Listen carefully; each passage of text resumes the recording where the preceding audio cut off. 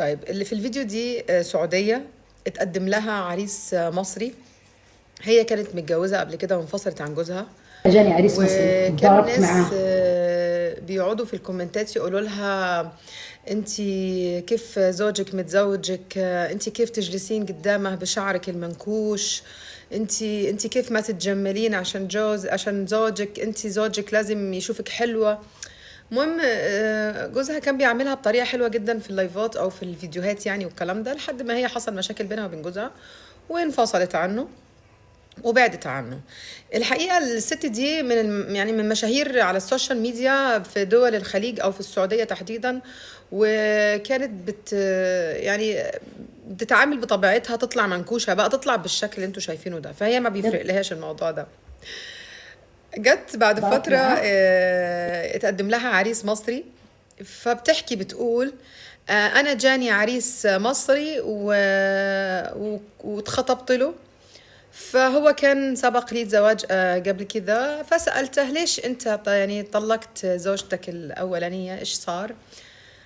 وسمعتها فبتقول بتعلي صوتها إن بيقول لها على يعني على أنا في مامتي يوم اللي هي كنت راجعة من الطنط. الشغل بره، عرفته؟ وبعد ما قلت له وصلت يعني كيف؟ البيت سمعت صوت عالي جدا جدا قال جدا. ايوه، معلي صوتها قاعده تزعق في امي. سمعت مراتي قلت له بتتخانق مع حد جامد جدا جدا، ولما دخلت اتضح ان الخناقه دي طيب، وبعدين قال مع يعني بالصدق امي. قالت له طيب على وايش طنط. سويت قال لي يعني لما ايوه. صار قلت كده؟ له انت ما قال ما فهمت فيش، الموضوع. قال له دخلت سامع قمت امي رزعها تزعق. على وشها قال بالقلم. دخلت جوا قلت له بالقلم ايوه. و... اديتها بالقلم. وقمت غرمها والله قال على بيت اهلها. قلت له كيف اديتها بالقلم؟ قالت له طيب قال والله وبعدين امي ما ما عرفت كانت ايش اديتها السبب، بالقلم. ما دريت قلت امك له ايش طيب وبعدين سوت؟ بعد ما اديتها قال لها بالقلم من غير ما توبه اسال، ترى منه ما مش فيش تعرفيه اي من اسئله. واحد مصري. قال صوتها اديتها عالي بالقلم. على قلت امي، له بعد ما رزعتها هي قلم على كيف وشها اديتها وديتها على بيت بالقلم اهلها. ايوه.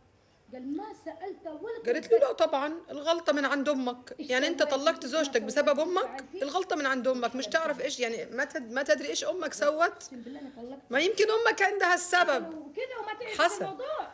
قال لي ما حصل. اعرف ايش الموضوع. قلت له طبعا سيب الطن. يقول لها لا، وسيب الطن. أمي مش السبب. لا انت غلطان. صوتها ما دام عالي في طب البيت يمكن امك وعلي صوتها على غلطانه. أمي، أنا طلقتها وديتها على بيت يمكن أهلها. امك غلطانه. وانت ما طبعا انت فيه هي تقول قاعدة وتسوي يعني لا مصدومة المفروض تسمع. ومذهولة، يعني بتقول قال لا لا خلاص لا وهو لسه لا. خطيبي في التوقيت اللي هو قال بيحكي فيه ده زلمني. خطيبي، يعني هي ما وانتي فسختش الخطوبة انت عشان لما السبب الحكي ده، هي خلاص كملت معاه زواجنا عادي. كان بعدين ب5 شهور. فبتقول بعد والحين فترة انت كمان لما هتتزوجيني. بكلمه في قال له ايوه. التليفون هتقومي فبيقول تسوي لها لها الملافي وتسوي لها الارانب وتصحي انتي من سامري الفجر كده حسابك، تبصي وتقومي تسوي هتصحي تعملي لأمي الطعميه فطار، قلت له ايش؟ الطعمية والملوخية والأرانب، وتطبخي بتعملي وتفعلي. وتروقي قلت له وكده. اعمل ايه كمان؟ راحت ردت قال عليه بقى تسوي لها كل حاجه. البلوجر السعودية دي، تقول له ايه؟ اصحى لله. هي اصحى، ترى انت اصحى، ما سومه انت اصحى شايف لوني، لله.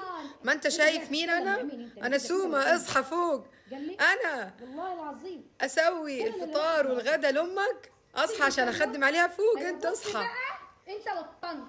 وعايزه اقول لكم يا انا مش بنات عايزاه. يعني شوفوها، يعني مسميني على هي مش على الطنط. قدر كبير من الجمال، كل خلقه ربنا حلوه، لكن شوفوا عامله ازاي في نفسها ومش فارق لها، ومش عابده تحت حد، وما سمحتش ان حد يودي ويجيب فيها، لانها شبعانه كرامه واحترام وادب وعدم مهانه ومذله في بيت اهلها، شبعانه ما تقبلش، ما تقبلش. وانا عايزه اقول لك على حاجه يا سوما، مش كل الرجاله المصريين كده طبعا، لا، في رجاله محترمه جدا جدا بتعرف تفصل ما بين الخلافات ما بين الزوجه والام، لان في الاخر هو عارف ان هو مش متجوز واحده جاريه من الشارع، وعارف ان هو متجوز واحده عندها اهل وعيله وفي الاخر هي امه هو، مش امها هي. يعني هو اللي يتحملها مش هي اللي تتحمله. اتحملها لو انا يعني هي حتى البنت البلوجر السعوديه دي قالت انا ما عندي مشكله احترمها عشان هي زي امي، بس هو ما يأمرنيش ان انا اقوم اخدمها واعمل لها، وده حقك فعلا.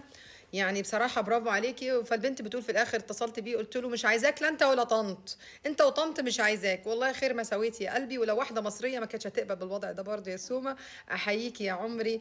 وصدقيني ما تغيريش فكرك عن الرجاله المصريين، الرجاله المصريين مش كده، انت حظك وقعتي مع واحد كده من يعني من تحت خالص.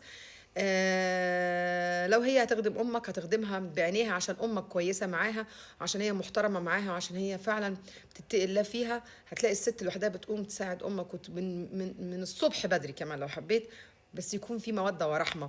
لكن ما تبقاش امك مطلعه عينيها ومتكلمه عليها وجايبه في عرضها وجايبه في سمعتها وعامله لها مكيده وتسخنك عليها، وفي الاخر عايزه تخدم امك. انت لو عايز كده بقى ممكن تتجوز جاريه، ما بالفلوس تعمل لك وتنظف لك وتسوي لك. لكن بنات الناس ما بيقبلوش بكده. اسمعوا الفيديو بتاع سوما ده يا بنات، وعلوا الاستحقاقيه عندكم شويه، خلي عندكم كرامه. مساكوا فل.